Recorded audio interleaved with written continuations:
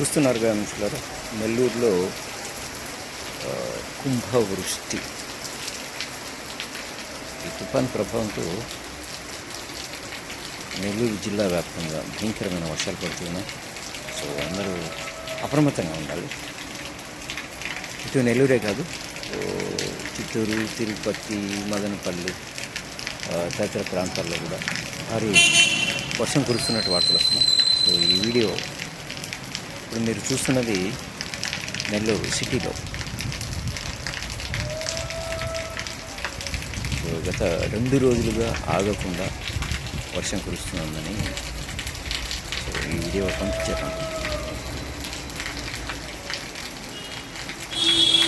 చూడండి ఒకసారి.